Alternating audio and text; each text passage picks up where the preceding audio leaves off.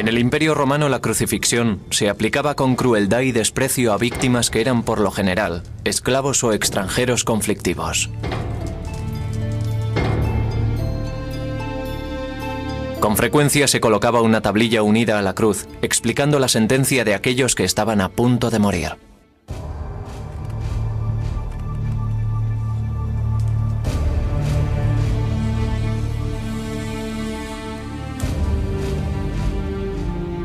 Esta es la historia de cómo una de aquellas ejecuciones, realizada en una remota provincia del Imperio Romano, se convirtió en la imagen central del cristianismo.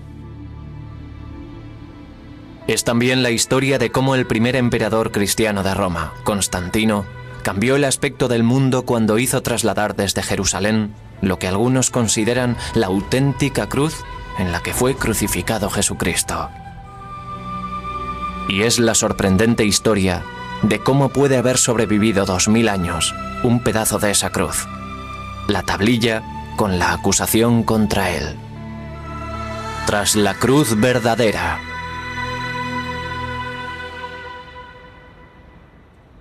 Iglesia de la Santa Cruz, Roma.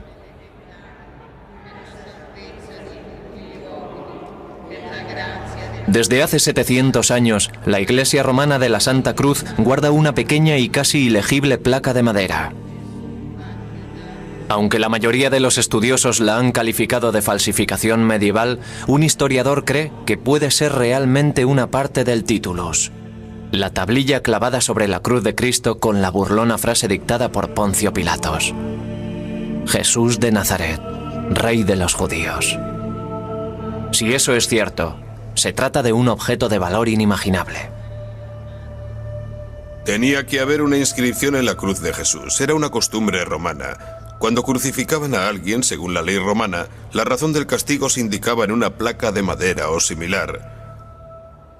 Como historiador, debo decir que todos los razonamientos, todos los indicios que podemos encontrar, que podemos reunir, nos llevan a la conclusión de que no se trata de leyenda o mito, sino de historia. El profesor Carsten es un experto en idiomas y textos bíblicos, y basa sus afirmaciones en el estudio de estos textos. El relato bíblico de la crucifixión de Jesús de Nazaret describe una ejecución romana típica. Fue una muerte lenta y dolorosa, como era usual en el Imperio Romano. La mayoría de los estudiosos aceptan que Jesús fue crucificado. Los historiadores modernos confirman que las crucifixiones son un hecho históricamente probado. Creemos en un solo Señor Jesucristo, Hijo único de Dios, nacido del Padre antes de todos los siglos, Dios de Dios, luz de luz, Dios verdadero de Dios verdadero, engendrado, no creado, de la misma naturaleza que el Padre. El credo de Nicea resume las creencias cristianas desde el año 325 después de Cristo.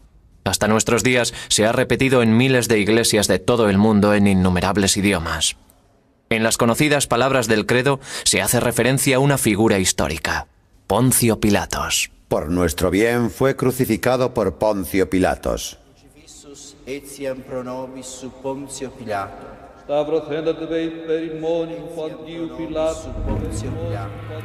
Fue crucificado por Poncio Pilatos. Poncio Pilatos presidió cientos de ejecuciones en la lejana provincia de Judea.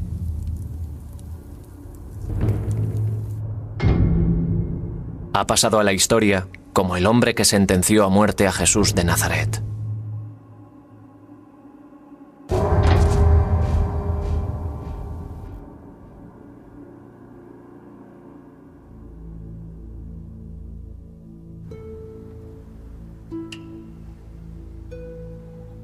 Este antiguo pedazo de madera, en el que aparecen unas de las palabras más fuertes y conmovedoras de la Biblia, en los últimos 600 años solo lo han sacado de su estuche 4 veces.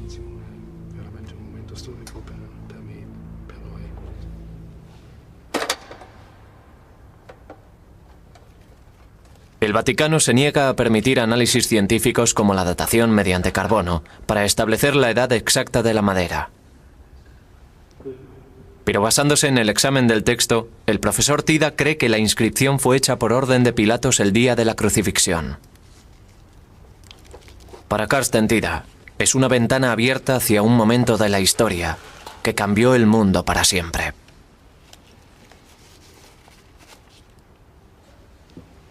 No olvidemos que es la historia de Roma. El hombre que crucificó a Jesús era un prefecto romano y la inscripción sobre la cruz de Jesús era una inscripción romana. Todo esto forma parte no de la historia de Cristo, sino de la historia de Roma. Por lo tanto, intentaremos estudiar hechos históricos, no leyendas.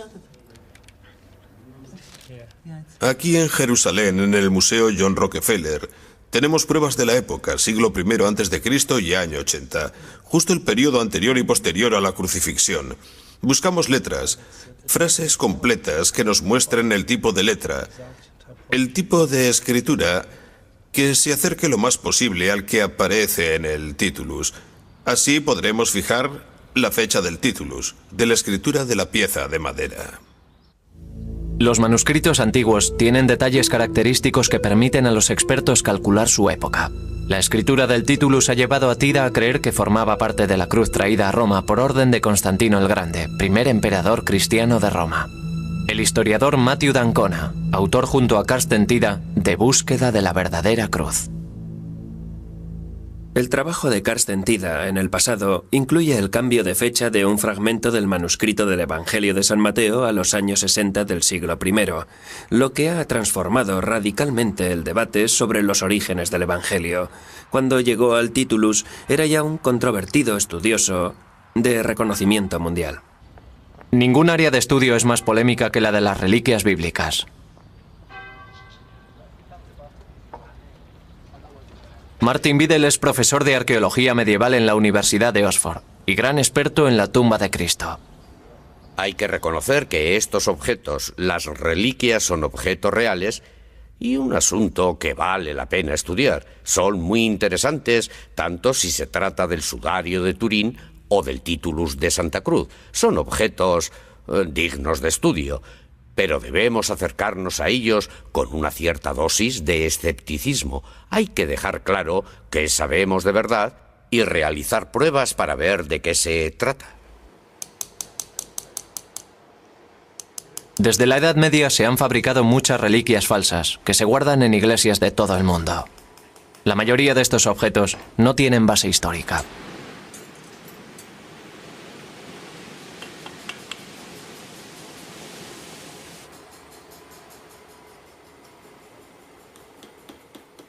Entre ellas hay miles de pedazos de madera, como este de la Santa Cruz de Roma, que se dice que es parte de la cruz del buen ladrón crucificado junto a Jesús. La existencia de tantas reliquias poco fiables es la razón que ha llevado al Vaticano a no querer investigar el Titulus.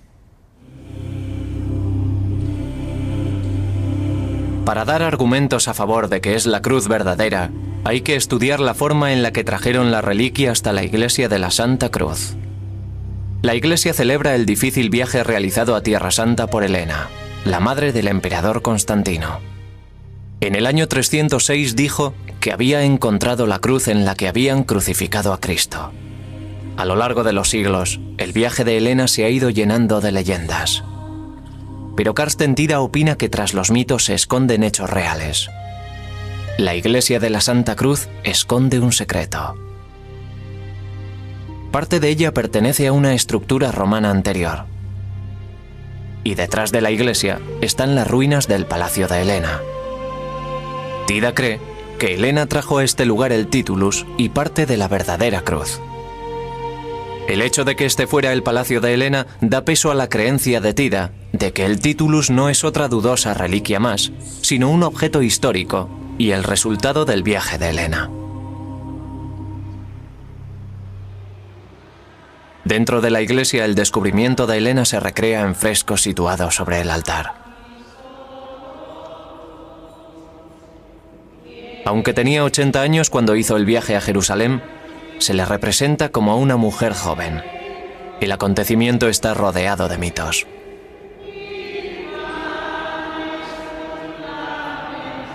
El viaje de Helena puede que comenzara aquí, y fue desde luego aquí donde vivió sus últimos días.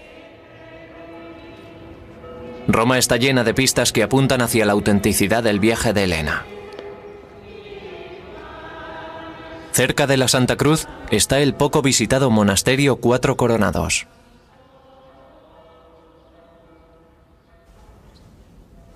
En su pequeña capilla, una serie de frescos de la Edad Media relatan la historia de Helena y Constantino.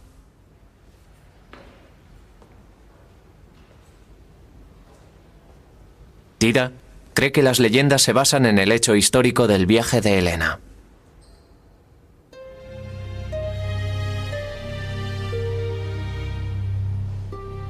Busco pruebas históricas. Incluso en la Alta Edad Media se conservan vestigios de la certeza histórica. Parte de eso se ha rodeado luego de leyendas e historias que han pasado a formar parte de la tradición de la Iglesia. Vemos a Helena con 3 cruces. Señala una de ellas, seguramente al que quiere que comprueben primero.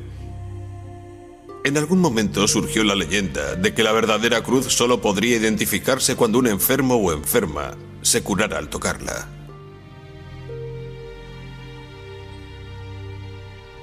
El siguiente paso es un misterio. ¿Qué ocurrió aquí? Es algo que no podemos ver. No sabemos nada más. Parte de nuestra búsqueda es averiguar qué ocurrió. ¿Era el titulus?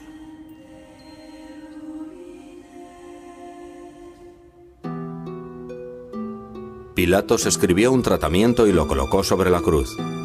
Estaba escrito: Jesús de Nazaret, Rey de los Judíos. Muchos judíos vieron la inscripción porque el lugar donde fue crucificado Jesús estaba cerca de la ciudad. El relato de la crucifixión de Jesús. ¿Qué ocurrió? El hecho fue que lo crucificaron según la ley romana. Era una cabecera romana, una inscripción romana. No se trata de una forma peculiar de relatarlo. El Evangelio es un hecho corroborado por la literatura no cristiana y ampliamente reconocido por la cristiana.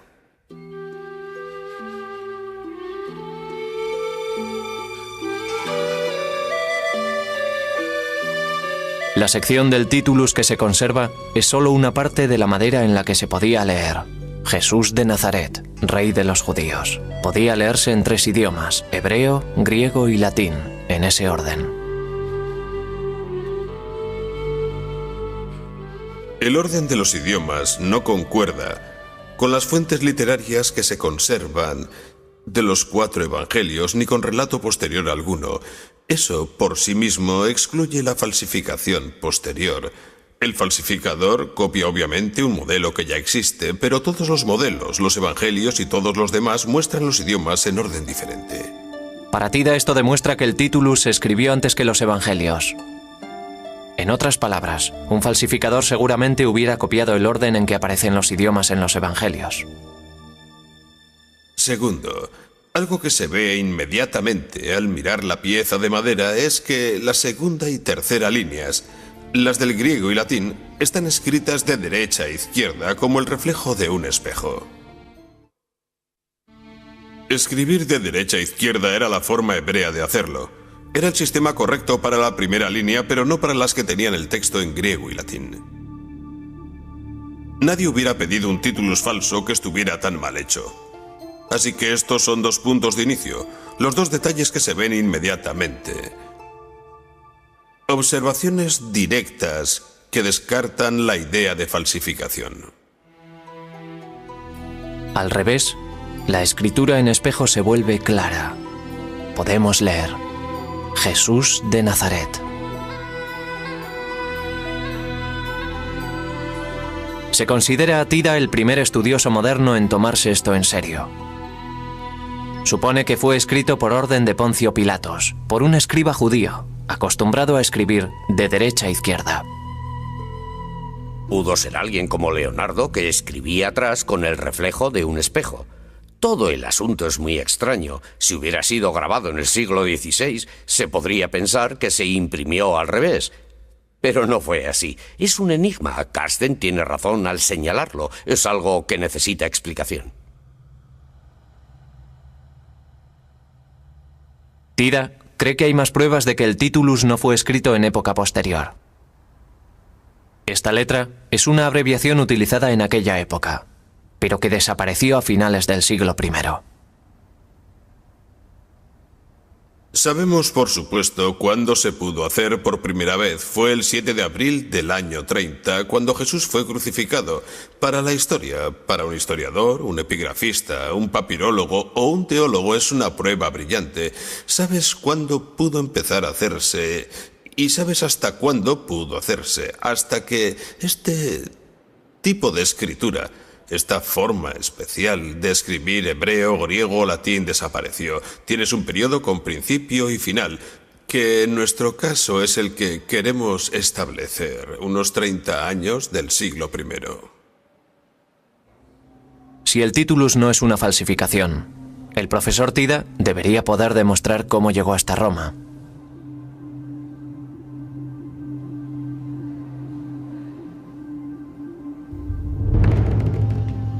El viaje de Helena a Tierra Santa fue el resultado del deseo de su hijo Constantino de unir el Imperio Romano en torno al cristianismo. Un proceso que había comenzado 20 años antes en York, Inglaterra. En el año 306, Constantino el Grande fue aclamado emperador aquí, en el límite norte del Imperio Romano, tras la muerte de su padre Constancio. Imperio Romano, 306 después de Cristo. El Imperio Romano estaba controlado por 4 emperadores rivales. Constantino gobernaba el oeste.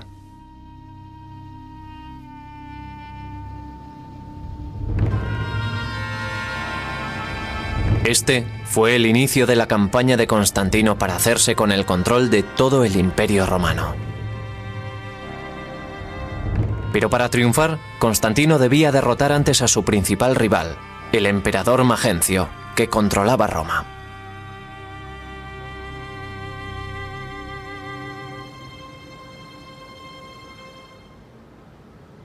Se trataba de matar o morir, de comer o ser devorado. El experimento de tener 4 emperadores en el Imperio Romano no iba a funcionar. Cuanto antes pusiera en marcha su plan y actuara, pasara a la acción, mejor sería para él y su familia.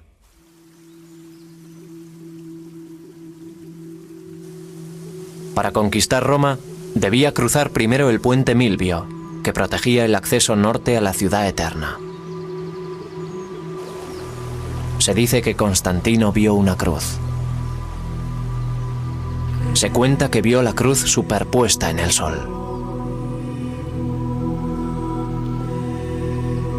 Su biógrafo Lactanio escribió: Constantino fue aconsejado en sueños que colocara el símbolo celestial de Dios en el escudo de sus soldados.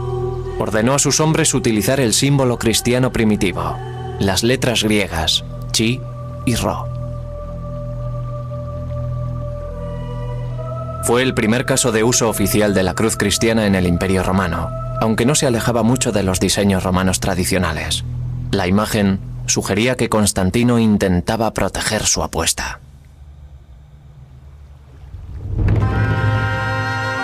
La mañana del 28 de octubre del 312, Constantino atacó las fuerzas de Magencio, más numerosas que las suyas.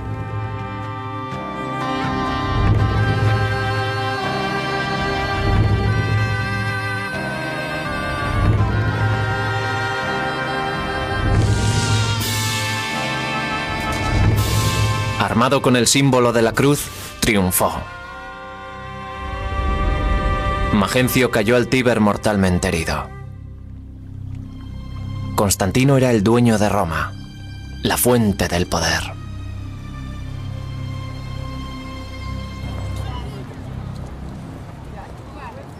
Justo al lado del Coliseo, construyó un arco del triunfo para conmemorar su victoria militar y política.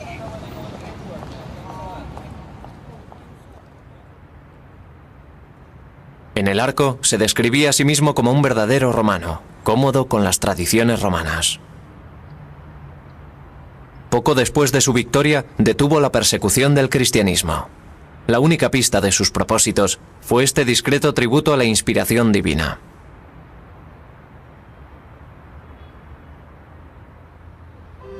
Lo que tenía en mente podía revolver a Roma de sus cimientos. La adopción del cristianismo en todo el imperio.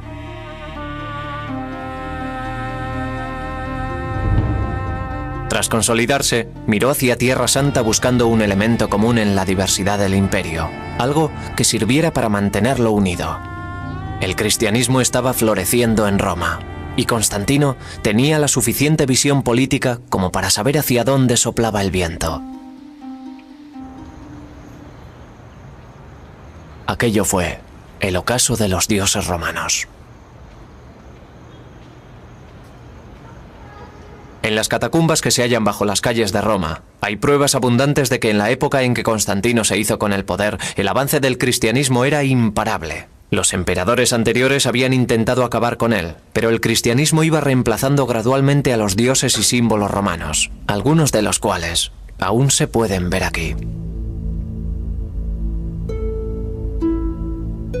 Era un periodo de transición, y Constantino comprendió que no debía quedarse atrás con los dioses romanos.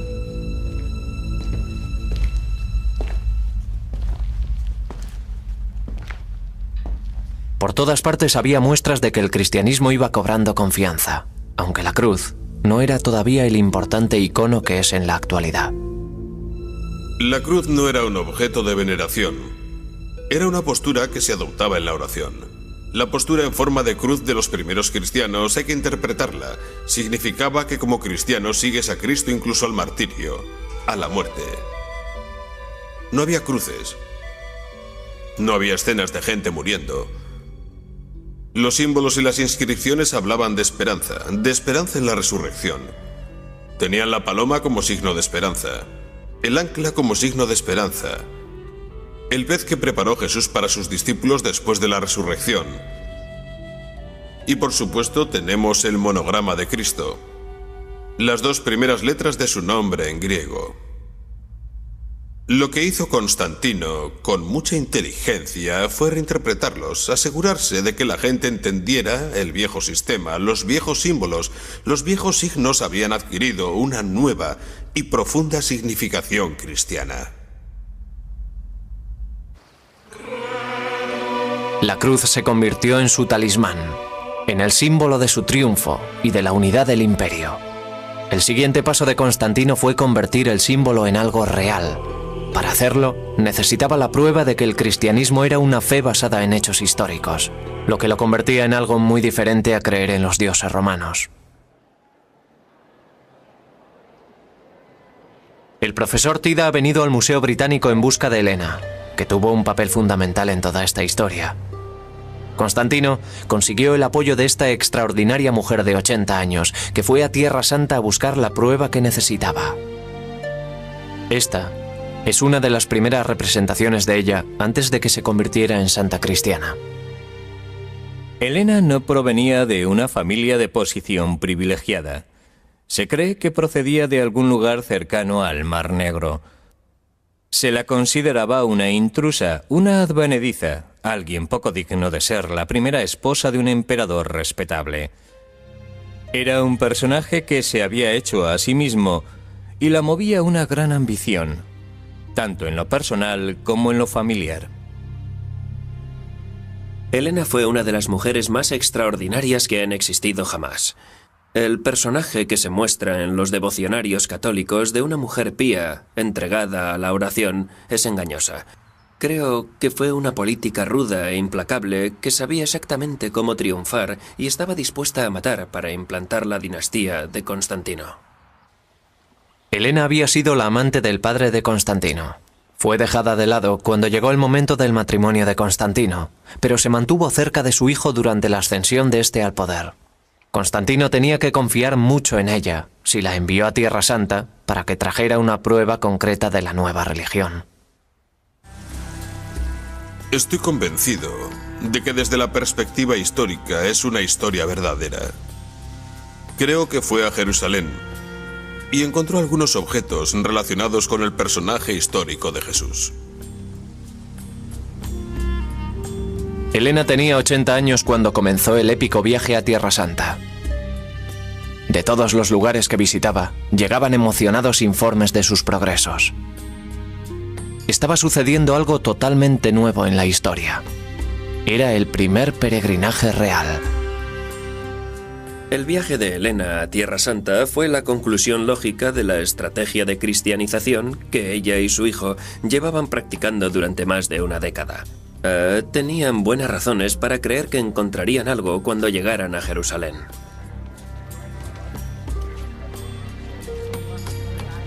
En su búsqueda de los santos lugares de la cristiandad, en el año 326 Helena llegó por fin a Jerusalén, el lugar de la crucifixión y la resurrección.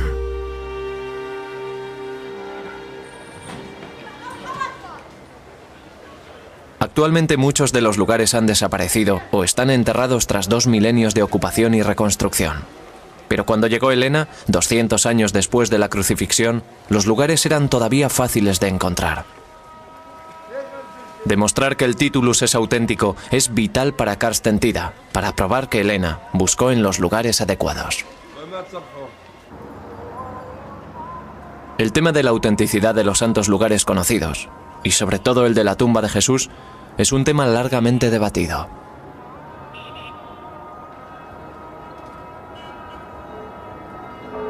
Actualmente, la mayoría de los historiadores creen que este fue el lugar de la crucifixión, la iglesia abovedada del Santo Sepulcro.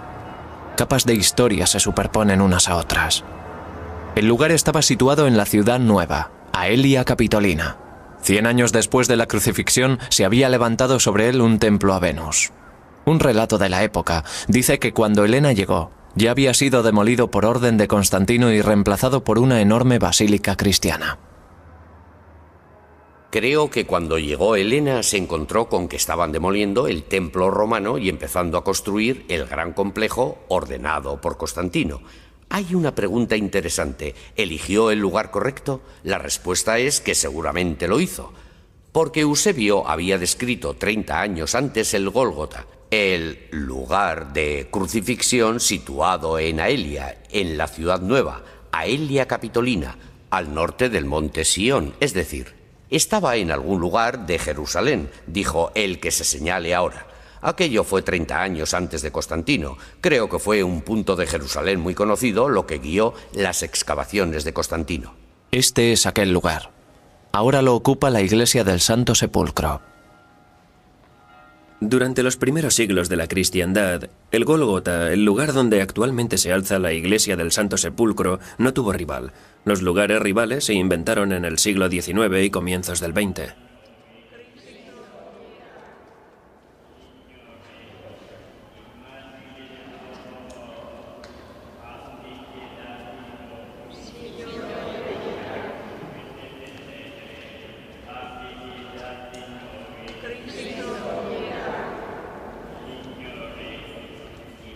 La prueba de que este es el verdadero lugar de la crucifixión y el punto exacto donde excavó Helena se encuentra bajo la iglesia. Muchas generaciones de cristianos han dejado su señal en esta iglesia.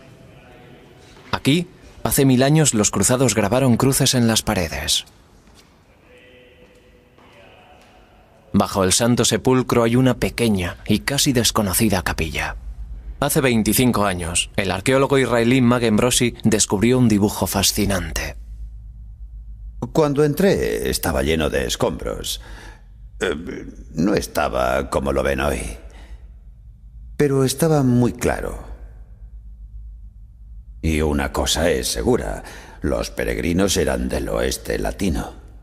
Peregrinos de Europa dejaron esta representación extraordinariamente clara de un barco típico de la época. Peregrinos que conocían este lugar mucho antes de la llegada de Helena. No hay ninguna duda de que esto es lo que se hacía hace 16 siglos. Hay una cita, Domine Ibimus, que hace referencia al Salmo 122, ¿no es así? Domine Ibimus, estamos aquí. Es un salmo de peregrinos. Eso tenían en la cabeza. Estaban agradecidos por haber sobrevivido a los peligros del mar. Estaban agradecidos al Señor y agradecidos a este santo lugar. No hay duda alguna, solo pudieron hacerlo cristianos. Para Tida, el dibujo nos cuenta una cosa más, que Helena llegó al lugar correcto. El lugar al que Helena peregrinó está a pocos metros de aquí. Se dice que descubrió las cruces enterradas en una mina o pozo. La historia del descubrimiento de la Vera Cruz por Santa Elena, que se convirtió en una de las grandes y hermosas leyendas de la Iglesia medieval, es simplemente una leyenda. No hay duda que realizó una peregrinación imperial hacia Oriente y que estuvo en Jerusalén. Pero nunca se hace referencia a ella en relación a lo que hoy llamamos Iglesia del Santo Sepulcro. Seguro que estuvo allí, seguro que hizo donaciones del tesoro imperial, pero no creo que queden pruebas de que tuviera un papel importante en la reconstrucción de la iglesia o en el inicio de las excavaciones. Sea verdad o una leyenda piadosa, justo donde se dice que excavó Helena, hay un pozo. Es un lugar antiguo. Es una cisterna antigua bajo la iglesia del Santo Sepulcro. Estaba aquí mucho antes de que el cristianismo apareciera en escena. El Titulus se encontró con la cruz, o las tres cruces, en una cisterna en condiciones de humedad muy parecidas a esta. Por supuesto, un lugar ideal para que se preserve la madera. Todos los detalles confluyen en este punto. Y nos dicen que es un lugar histórico, no un mito. Cerca, bajo la piedra de Gólgota, una estatua conmemora el posible lugar del descubrimiento de Helena. Tida considera que los hechos que se saben sobre la crucifixión proporcionan razones para creer que el Titulus podía estar escondido aquí.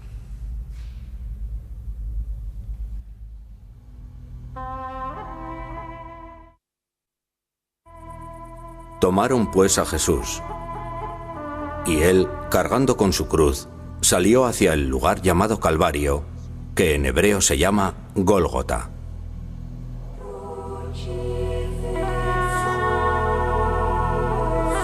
La crucifixión de Jesús fue corta para lo que solían ser, pero fue una muerte agónica.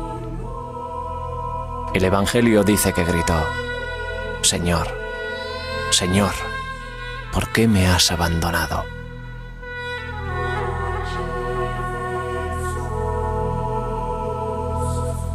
Había varias formas de crucificar. Me refiero a que había cruces diferentes. La inventiva sádica del equipo de crucifixión variaba la forma de colocar el cuerpo en la cruz. Josías es un antropólogo físico afincado en Jerusalén que ha estudiado las técnicas de enterramiento en las tumbas antiguas.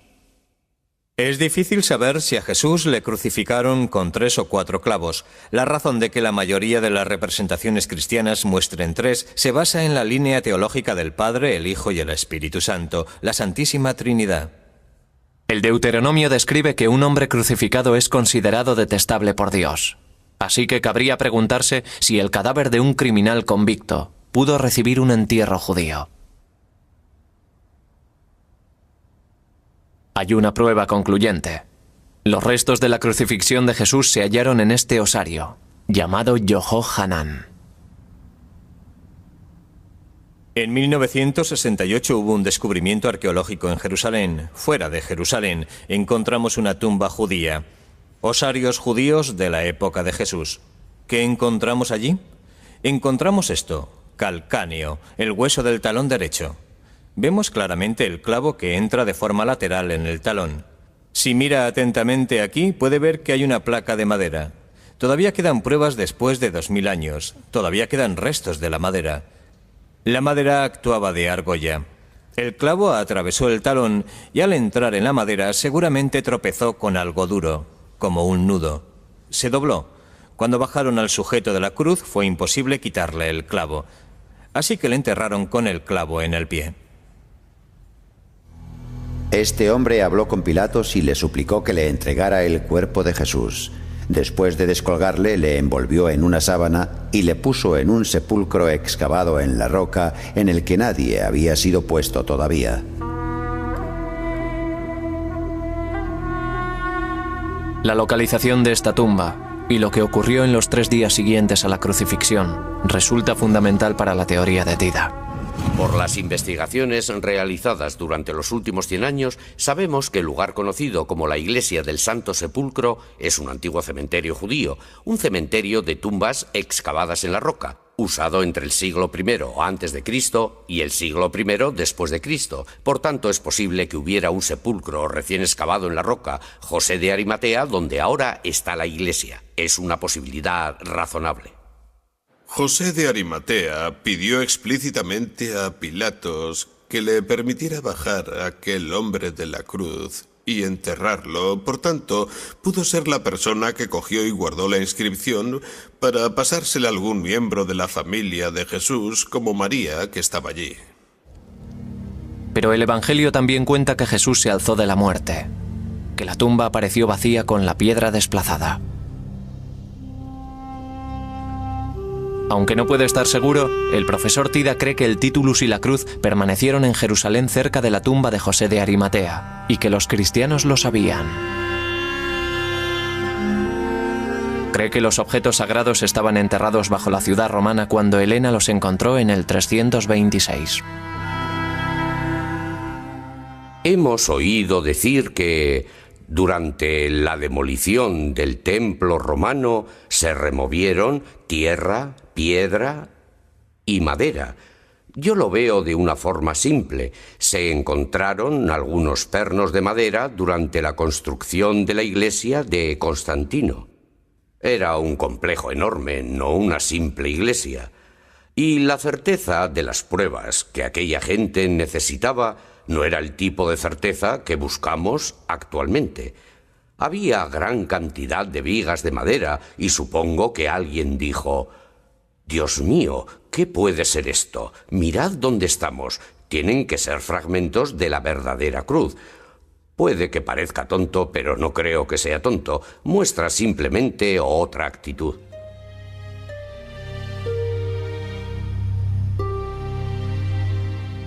Se cree que Helena dividió su hallazgo en 3 partes para distribuirlo por todo el imperio. Dejó una parte, incluida una sección del titulus, en Jerusalén, donde pronto se convirtió en una gran atracción. No hay la menor duda de que existía en Jerusalén una importante reliquia de madera sobre el año 348-350, que el obispo de Jerusalén y su clero, y por supuesto los peregrinos, pensaban que era una parte de la verdadera cruz. Otra parte fue a Constantinopla, donde Constantino estableció la capital de su imperio. Paseaba a caballo por el hipódromo, utilizando en las bridas un clavo de la que se sabía la cruz verdadera, para demostrar la realidad del cristianismo. Estas reliquias acabaron perdiéndose en la batalla, seguramente durante el siglo VIII. Helena regresó a su palacio de Roma, llevando con ella una parte de la verdadera cruz y una parte del titulus. Allí, 2 años más tarde y tras completar su misión, murió. Pero su herencia iba a perdurar. La cruz se convirtió en emblema de Roma. Los templos se convirtieron en iglesias y se reemplazó a los dioses paganos. Después de Helena, nada volvería a ser lo mismo. Constantino y su madre habían impulsado el cristianismo hacia la supremacía. La cruz se convirtió en el símbolo más fuerte y famoso que el mundo había visto jamás. Era la expresión del triunfo del cristianismo. Era su logotipo.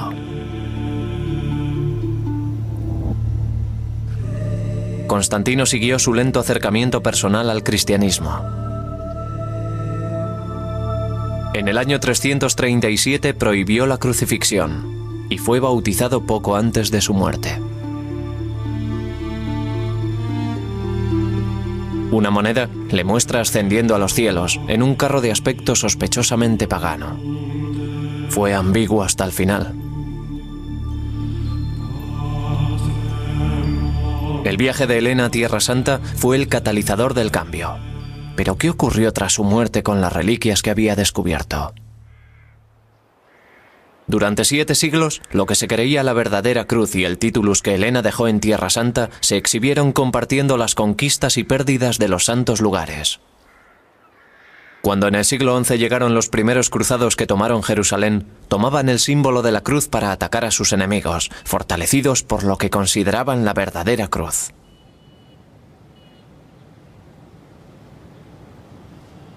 establecieron a lo largo del Valle del Jordán una red de castillos para proteger los santos lugares de la invasión de las fuerzas musulmanas.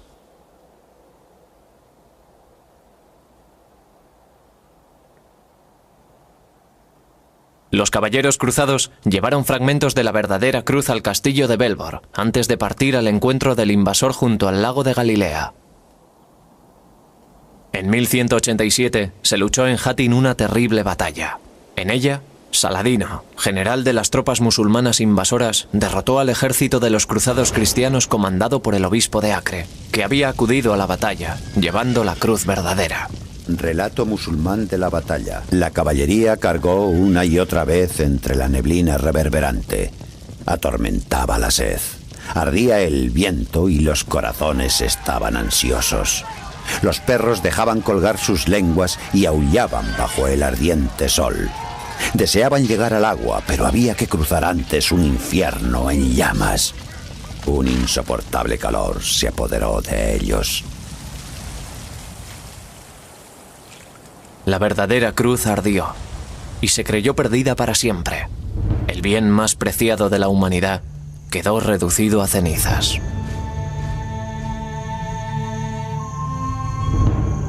Pero Sitida tiene razón. En el palacio de Helena todavía se conserva parte de su hallazgo.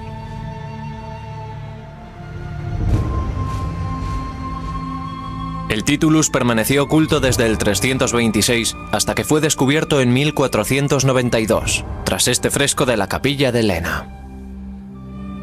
Estaba oculto en un cofre, detrás de esta piedra.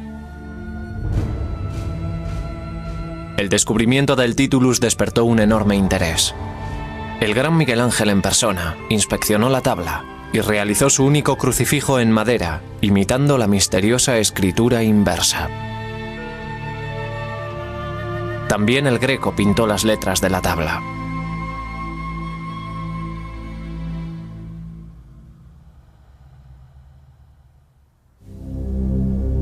Y esta es la misma pieza de madera a la que Carsten Pitartida ha seguido la pista hasta el Gólgota, el lugar de la crucifixión.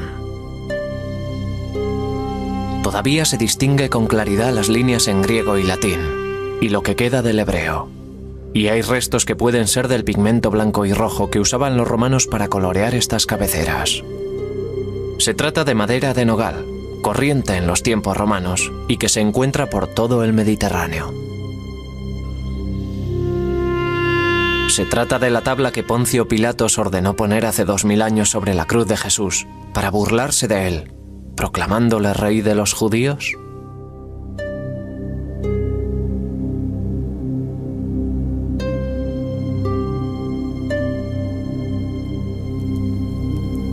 Carsten Tida vuelve a Pilatos buscando la prueba final.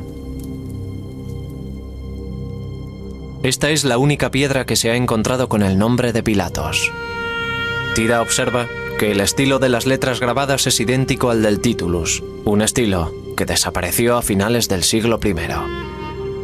Por eso Tida cree que la inscripción de cabecera no se pudo realizar en época posterior a la crucifixión de Cristo.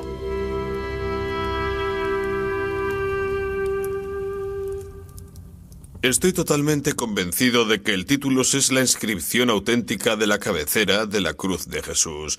Por supuesto, no es una fórmula matemática, no puede probarse como 2 por 2 son 4, no puede hacerse con temas de la antigüedad. Nunca sabremos si Alejandro Magno desató el nudo gordiano o si César cruzó alguna vez el Rubicón, pero hasta ese grado de certeza o incertidumbre, estoy convencido de que era el Titulus lo que estaba encima de la cabeza de Jesús en la cruz. Independientemente del verdadero origen de esta pequeña pieza de madera, con las palabras más poderosas del Evangelio grabadas en ella, y de la exactitud del análisis del profesor Tida, es indiscutiblemente cierto que Constantino y su madre cambiaron para siempre el curso de la historia. Fueron ellos quienes propagaron por todo el mundo el símbolo de la cruz. Y fueron ellos quienes convirtieron una ejecución realizada en un oscuro rincón de Roma en la imagen de la redención cristiana. Lo que Carsten Tida ha demostrado, más allá de toda duda, es que no se trata de una falsificación medieval, Ha obligado a la gente a preguntar ¿qué es esto? Una pregunta que llevaba siglos sin plantearse. Eso es lo emocionante de su trabajo. No ha encontrado la respuesta irrefutable que satisfaga a todos. No existe esa respuesta para un objeto así.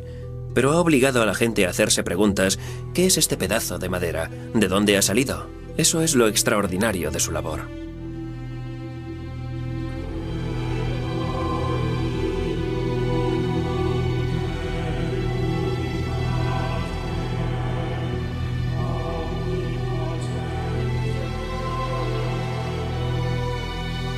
Llamando a la gente a la vez que a sus discípulos les dijo: Si alguno quiere venir en pos de mí, niéguese a sí mismo, tome su cruz y sígame. Porque quien quiera salvar su vida, la perderá. Pero quien pierda su vida por mí y por el Evangelio, la salvará. Sin datación, el origen del Titulus no es definitivo. Gracias al profesor Tida, el Vaticano analizará el Titulus de la Santa Cruz.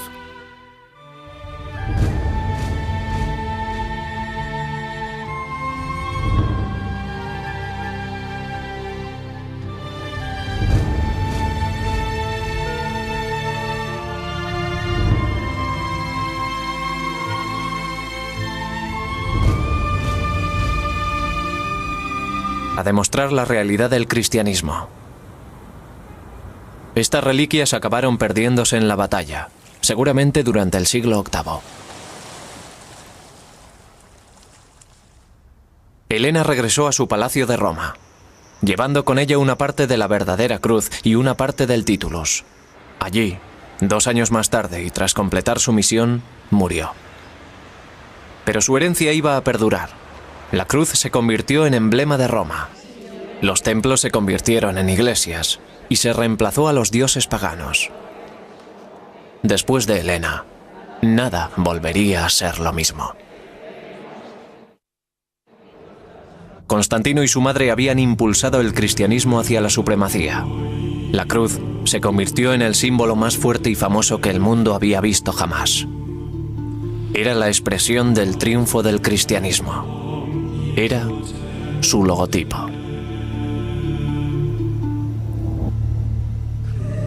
Constantino siguió su lento acercamiento personal al cristianismo. En el año 337 prohibió la crucifixión y fue bautizado poco antes de su muerte. Una moneda le muestra ascendiendo a los cielos en un carro de aspecto sospechosamente pagano. Fue ambiguo hasta el final. El viaje de Helena a Tierra Santa fue el catalizador del cambio. Pero ¿qué ocurrió tras su muerte con las reliquias que había descubierto?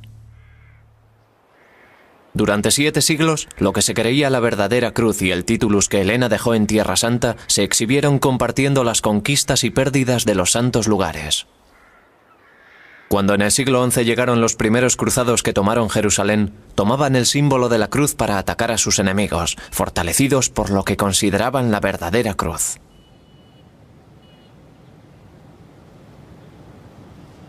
Establecieron a lo largo del Valle del Jordán una red de castillos para proteger los santos lugares de la invasión de las fuerzas musulmanas.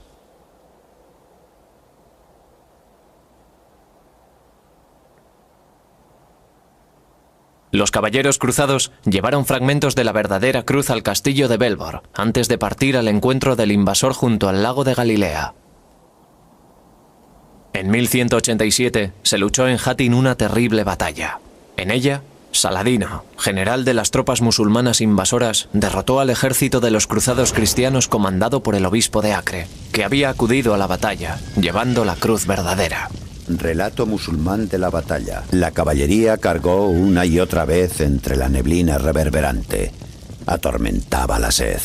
Ardía el viento. Reliquia de madera sobre el año 348-350, que el obispo de Jerusalén y su clero, y por supuesto los peregrinos, pensaban que era una parte de la verdadera cruz. Otra parte fue a Constantinopla, donde Constantino estableció la capital de su imperio.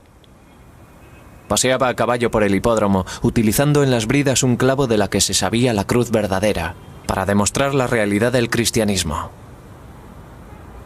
Estas reliquias acabaron perdiéndose en la batalla, seguramente durante el siglo VIII.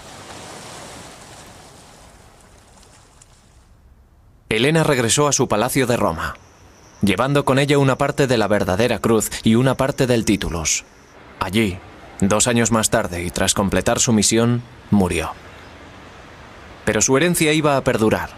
La cruz se convirtió en emblema de Roma.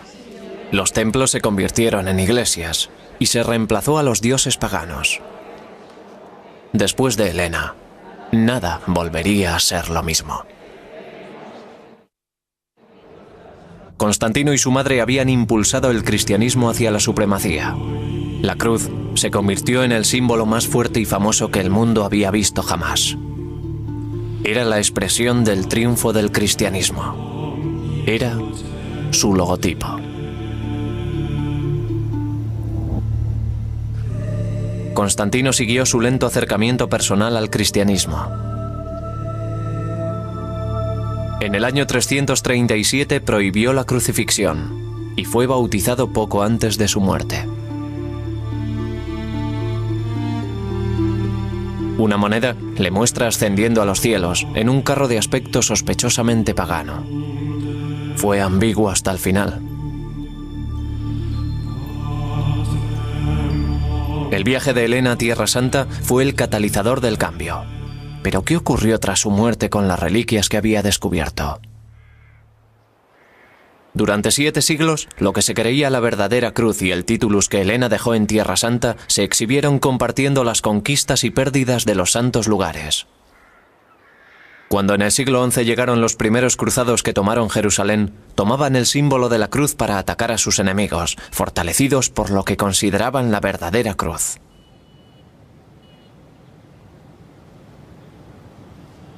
Establecieron a lo largo del Valle del Jordán una red de castillos para proteger los santos lugares de la invasión de las fuerzas musulmanas.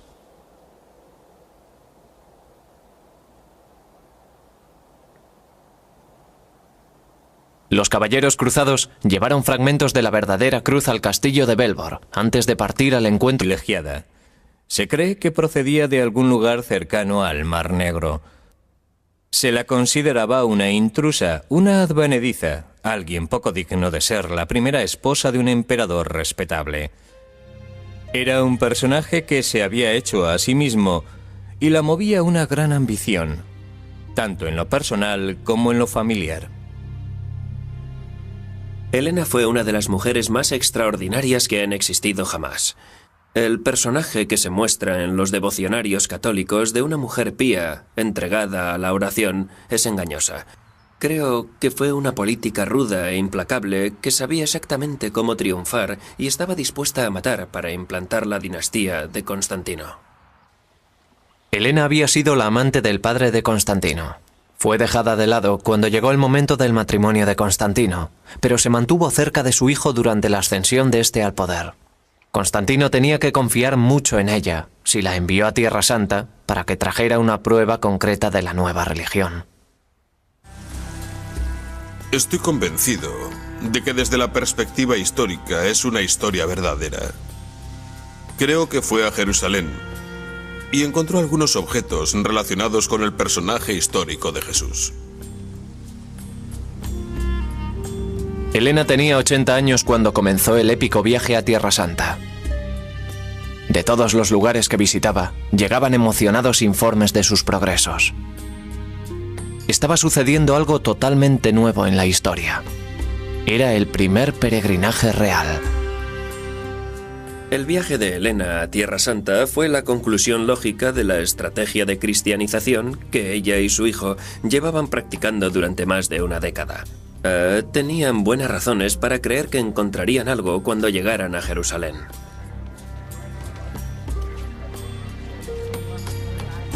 En su búsqueda de los santos lugares de la cristiandad, en el año 326 Helena llegó por fin a Jerusalén, el lugar de la crucifixión y la resurrección.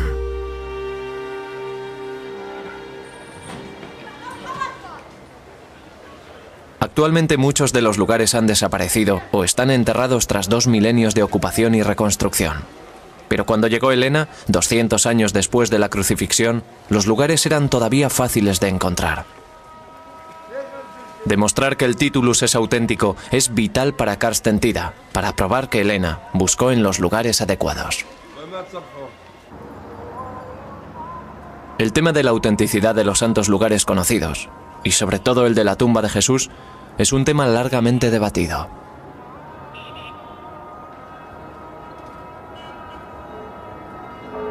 Actualmente, tras 2 milenios de ocupación y reconstrucción. Pero cuando llegó Helena, 200 años después de la crucifixión, los lugares eran todavía fáciles de encontrar.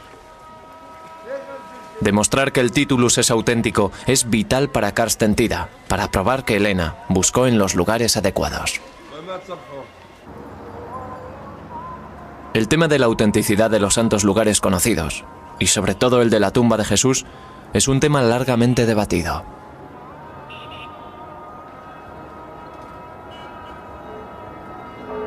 Actualmente, la mayoría de los historiadores creen que este fue el lugar de la crucifixión, la iglesia abovedada del Santo Sepulcro. Capas de historia se superponen unas a otras. El lugar estaba situado en la ciudad nueva, Aelia Capitolina. 100 años después de la crucifixión se había levantado sobre él un templo a Venus. Un relato de la época dice que cuando Helena llegó, ya había sido demolido por orden de Constantino y reemplazado por una enorme basílica cristiana. Creo que cuando llegó Helena se encontró con que estaban demoliendo el templo romano y empezando a construir el gran complejo ordenado por Constantino.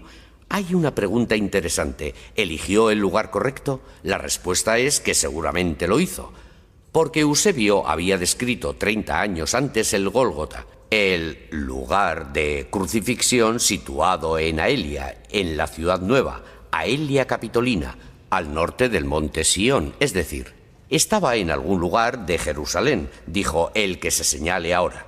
Aquello fue 30 años antes de Constantino. Creo que fue un punto de Jerusalén muy conocido lo que guió las excavaciones de Constantino. Este es aquel lugar. Ahora lo ocupa la iglesia del Santo Sepulcro. Durante los primeros siglos de la cristiandad, el Gólgota, el lugar donde actualmente se alza la iglesia del Santo Sepulcro, no tuvo rival. Los lugares rivales se inventaron en el siglo XIX y comienzos del XX.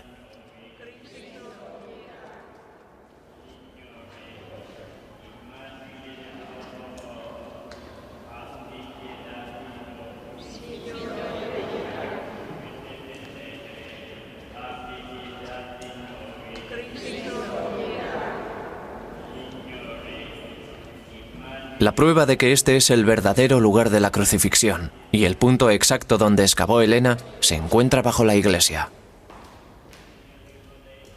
Muchas generaciones de cristianos han dejado su señal en esta iglesia. Aquí, hace 1000 años, los cruzados grabaron cruces en las paredes. Bajo el Santo Sepulcro hay una pequeña y casi desconocida capilla. Hace 25 años, el arqueólogo israelí Magen Brossi descubrió un dibujo fascinante. Nos habían adquirido una nueva y profunda significación cristiana. La cruz se convirtió en su talismán, en el símbolo de su triunfo y de la unidad del imperio. El siguiente paso de Constantino fue convertir el símbolo en algo real. Para hacerlo, necesitaba la prueba de que el cristianismo era una fe basada en hechos históricos, lo que lo convertía en algo muy diferente a creer en los dioses romanos. El profesor Tida ha venido al Museo Británico en busca de Helena, que tuvo un papel fundamental en toda esta historia. Constantino consiguió el apoyo de esta extraordinaria mujer de 80 años, que fue a Tierra Santa a buscar la prueba que necesitaba. Esta es una de las primeras representaciones de ella antes de que se convirtiera en santa cristiana. Helena no provenía de una familia de posición privilegiada. Se cree que procedía de algún lugar cercano al Mar Negro. Se la consideraba una intrusa, una advenediza, alguien poco digno de ser la primera esposa de un emperador respetable. Era un personaje que se había hecho a sí mismo y la movía una gran ambición. tanto en lo personal como en lo familiar. Helena fue una de las mujeres más extraordinarias que han existido jamás. El personaje que se muestra en los devocionarios católicos de una mujer pía, entregada a la oración, es engañosa. Creo que fue una política ruda e implacable que sabía exactamente cómo triunfar y estaba dispuesta a matar para implantar la dinastía de Constantino. Helena había sido la amante del padre de Constantino. Fue dejada de lado cuando llegó el momento del matrimonio de Constantino, pero se mantuvo cerca de su hijo durante la ascensión de este al poder. Constantino tenía que confiar mucho en ella si la envió a Tierra Santa para que trajera una prueba concreta de la nueva religión. Estoy convencido de que desde la perspectiva histórica es una historia verdadera. Creo que fue a Jerusalén y encontró algunos objetos relacionados con el personaje histórico de Jesús. Helena tenía 80 años cuando comenzó el épico viaje a Tierra Santa. De todos los lugares que visitaba, llegaban emocionados informes de sus progresos. Estaba sucediendo algo totalmente nuevo en la historia. Era el primer peregrinaje real. El viaje de Helena a Tierra Santa fue la conclusión lógica de la estrategia de cristianización que ella y su hijo llevaban practicando durante más de una década. Tenían buenas razones para creer que encontrarían algo cuando llegaran a Jerusalén. Romana. Era una cabecera romana, una inscripción romana. No se trata de una forma peculiar de relatarlo. El Evangelio es un hecho corroborado por la literatura no cristiana y ampliamente reconocido por la cristiana.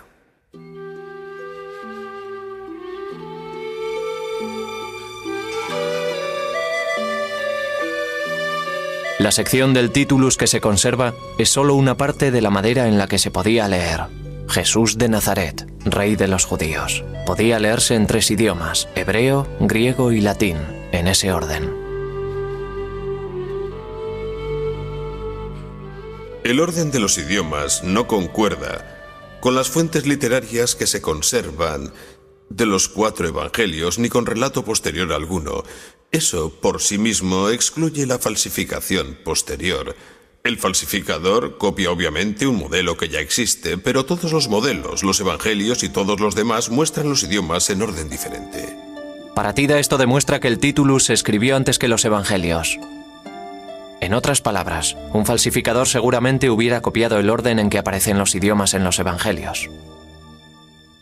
Segundo, algo que se ve inmediatamente al mirar la pieza de madera es que la segunda y tercera líneas, las del griego y latín, están escritas de derecha a izquierda como el reflejo de un espejo. Escribir de derecha a izquierda era la forma hebrea de hacerlo. Era el sistema correcto para la primera línea, pero no para las que tenían el texto en griego y latín. Nadie hubiera pedido un titulus falso que estuviera tan mal hecho. Así que estos son 2 puntos de inicio, los 2 detalles que se ven inmediatamente. Observaciones directas que descartan la idea de falsificación.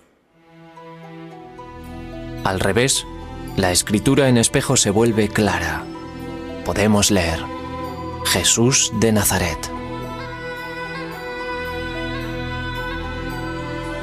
Se considera a Tida el primer estudioso moderno en tomarse esto en serio. Supone que fue escrito por orden de Poncio Pilatos, por un escriba judío, acostumbrado a escribir de derecha a izquierda. Pudo ser alguien como Leonardo que escribía atrás con el reflejo de un espejo. Todo el asunto es muy extraño. Si hubiera sido grabado en el siglo XVI, se podría pensar que se imprimió al revés. Pero no fue así. Es un enigma. Carsten tiene razón al señalarlo. Es algo que necesita explicación. Tida cree que hay más pruebas de que el titulus no fue escrito en época posterior. Esta letra es una abreviación utilizada en aquella época: la fuente del poder.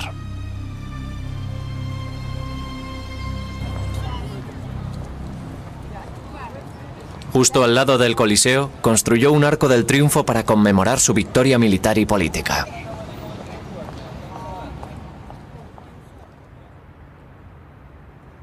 En el arco se describía a sí mismo como un verdadero romano, cómodo con las tradiciones romanas. Poco después de su victoria, detuvo la persecución del cristianismo. La única pista de sus propósitos fue este discreto tributo a la inspiración divina.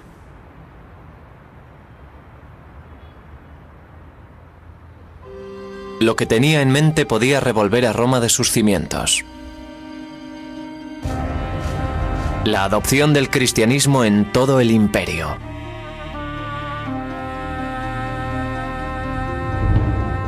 Tras consolidarse, miró hacia Tierra Santa buscando un elemento común en la diversidad del imperio, algo que sirviera para mantenerlo unido. El cristianismo estaba floreciendo en Roma, y Constantino tenía la suficiente visión política como para saber hacia dónde soplaba el viento. Aquello fue el ocaso de los dioses romanos. En las catacumbas que se hallan bajo las calles de Roma, hay pruebas abundantes de que en la época en que Constantino se hizo con el poder, el avance del cristianismo era imparable. Los emperadores anteriores habían intentado acabar con él, pero el cristianismo iba reemplazando gradualmente a los dioses y símbolos romanos, algunos de los cuales aún se pueden ver aquí. Era un periodo de transición, y Constantino comprendió que no debía quedarse atrás con los dioses romanos.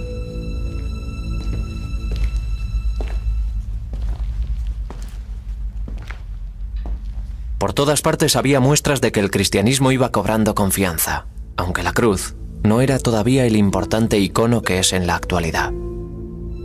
La cruz no era un objeto de veneración. Era una postura que se adoptaba en la oración.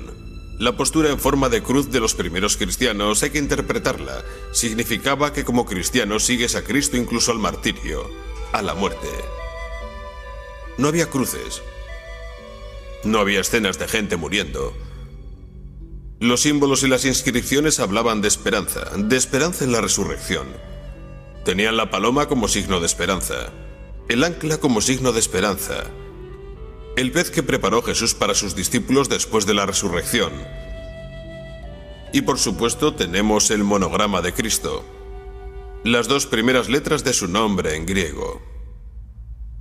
Lo que hizo Constantino. Gran Miguel Ángel en persona inspeccionó la tabla y realizó su único crucifijo en madera, imitando la misteriosa escritura inversa.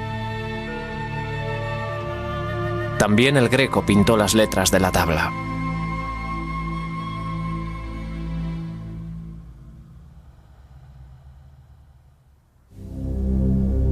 Y esta es la misma pieza de madera a la que Carsten Pitartida ha seguido la pista hasta el Gólgota, el lugar de la crucifixión. Todavía se distingue con claridad las líneas en griego y latín, y lo que queda del hebreo. Y hay restos que pueden ser del pigmento blanco y rojo que usaban los romanos para colorear estas cabeceras. Se trata de madera de nogal, corriente en los tiempos romanos, y que se encuentra por todo el Mediterráneo. Se trata de la tabla que Poncio Pilatos ordenó poner hace 2000 años sobre la cruz de Jesús, para burlarse de él, proclamándole rey de los judíos.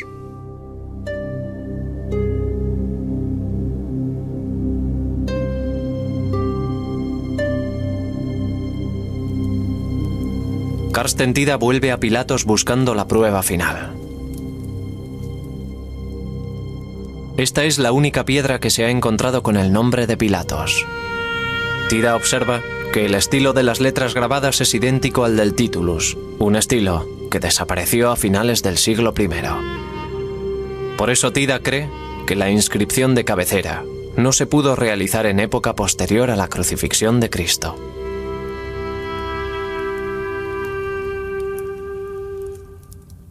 Estoy totalmente convencido de que el Titulus es la inscripción auténtica de la cabecera de la cruz de Jesús. Por supuesto, no es una fórmula matemática, no puede probarse como 2 por 2 son 4, no puede hacerse con temas de la antigüedad. Nunca sabremos si Alejandro Magno desató el nudo gordiano o si César cruzó alguna vez el Rubicón, pero hasta ese grado de certeza o incertidumbre, estoy convencido de que era el Titulus lo que estaba encima de la cabeza de Jesús en la cruz. Independientemente del verdadero origen de esta pequeña pieza de madera, con las palabras más poderosas del Evangelio grabadas en ella, y de la exactitud del análisis del profesor Tida, es indiscutiblemente cierto que Constantino y su madre cambiaron para siempre el curso de la historia. Fueron ellos quienes propagaron por todo el mundo el símbolo de la cruz. Y fueron ellos quienes convirtieron una ejecución realizada en un oscuro rincón de Roma en la imagen de la redención cristiana. Lo que Carsten Tida ha demostrado, más allá de toda duda, es que no se trata de una falsificación medieval. Como historiador, debo decir que todos los razonamientos, todos los indicios que podemos encontrar, que podemos reunir, nos llevan a la conclusión de que no se trata de leyenda o mito, sino de historia. El profesor Carsten es un experto en idiomas y textos bíblicos, y basa sus afirmaciones en el estudio de estos textos. El relato bíblico de la crucifixión de Jesús de Nazaret describe una ejecución romana típica. Fue una muerte lenta y dolorosa, como era usual en el Imperio Romano. La mayoría de los estudiosos aceptan que Jesús fue crucificado. Los historiadores modernos confirman que las crucifixiones son un hecho históricamente probado. Creemos en un solo Señor Jesucristo, Hijo único de Dios, nacido del Padre antes de todos los siglos, Dios de Dios, luz de luz, Dios verdadero de Dios verdadero, engendrado, no creado, de la misma naturaleza que el Padre. El credo de Nicea resume las creencias cristianas desde el año 325 después de Cristo. Hasta nuestros días se ha repetido en miles de iglesias de todo el mundo en innumerables idiomas. En las conocidas palabras del credo se hace referencia a una figura histórica, Poncio Pilatos. Por nuestro bien fue crucificado por Poncio Pilatos.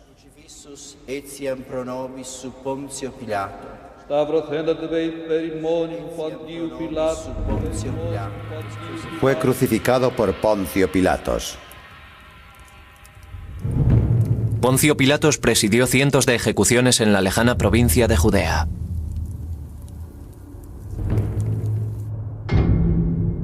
Ha pasado a la historia como el hombre que sentenció a muerte a Jesús de Nazaret.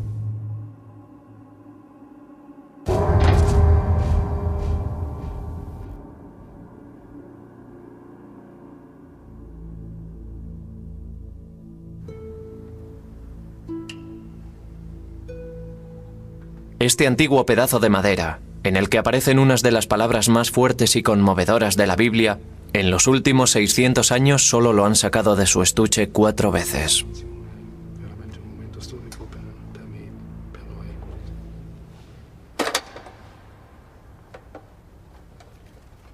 El Vaticano se niega a permitir análisis científicos como la datación mediante carbono para establecer la edad exacta de la madera.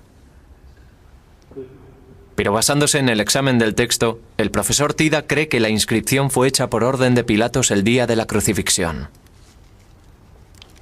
Para Carsten Tida, es una ventana abierta hacia un momento de la historia que cambió.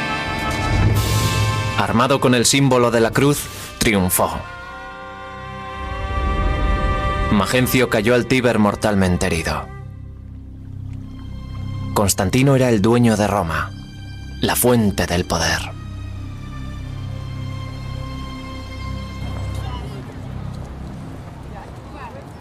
Justo al lado del Coliseo, construyó un arco del triunfo para conmemorar su victoria militar y política.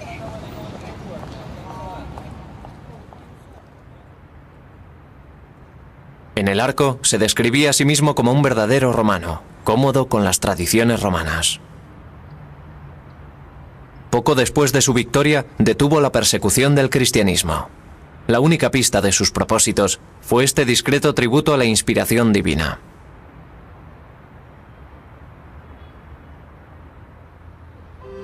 Lo que tenía en mente podía revolver a Roma de sus cimientos. La adopción del cristianismo en todo el imperio.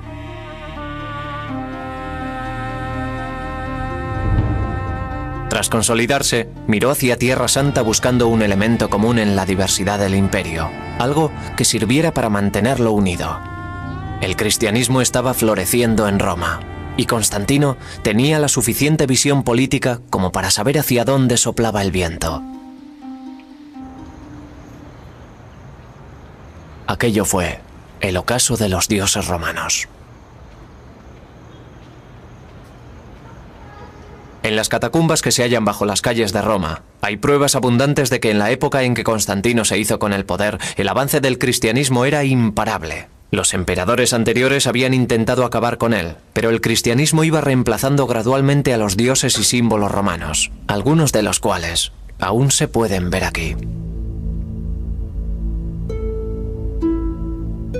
Era un periodo de transición, y Constantino comprendió que no debía quedarse atrás con los dioses romanos.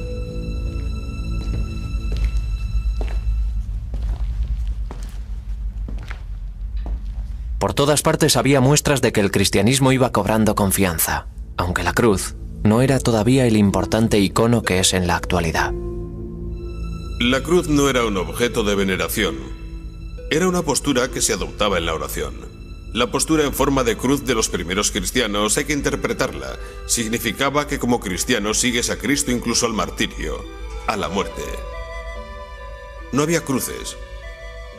No había escenas de gente muriendo. Los símbolos y las inscripciones hablaban de esperanza en la resurrección.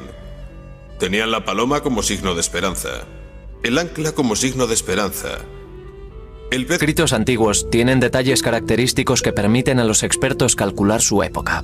La escritura del Titulus ha llevado a Tida a creer que formaba parte de la cruz traída a Roma por orden de Constantino el Grande, primer emperador cristiano de Roma. El historiador Matthew d'Ancona, autor junto a Carsten Tida de Búsqueda de la verdadera cruz. El trabajo de Carsten Tida en el pasado incluye el cambio de fecha de un fragmento del manuscrito del Evangelio de San Mateo a los años 60 del siglo I, lo que ha transformado radicalmente el debate sobre los orígenes del Evangelio. Cuando llegó al Titulus, era ya un controvertido estudioso de reconocimiento mundial. Ningún área de estudio es más polémica que la de las reliquias bíblicas. Martin Biddle es profesor de arqueología medieval en la Universidad de Oxford y gran experto en la tumba de Cristo. Hay que reconocer que estos objetos, las reliquias, son objetos reales y un asunto que vale la pena estudiar. Son muy interesantes, tanto si se trata del sudario de Turín o del Titulus de Santa Cruz. Son objetos dignos de estudio, pero debemos acercarnos a ellos con una cierta dosis de escepticismo. Hay que dejar claro que sabemos de verdad y realizar pruebas para ver de qué se trata. Desde la Edad Media se han fabricado muchas reliquias falsas que se guardan en iglesias de todo el mundo. La mayoría de estos objetos no tienen base histórica.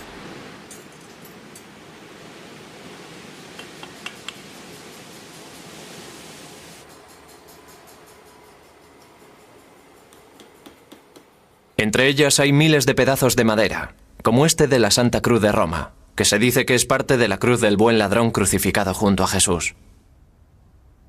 La existencia de tantas reliquias poco fiables es la razón que ha llevado al Vaticano a no querer investigar el Titulus. Para dar argumentos a favor de que es la cruz verdadera, hay que estudiar la forma en la que trajeron la reliquia hasta la iglesia de la Santa Cruz. La iglesia celebra el difícil viaje realizado a Tierra Santa por Helena, la madre del emperador Constantino. En el año 306 dijo que había encontrado la cruz en la que habían crucificado a Cristo. A lo largo de los siglos, el viaje de Helena se ha ido llenando de leyendas.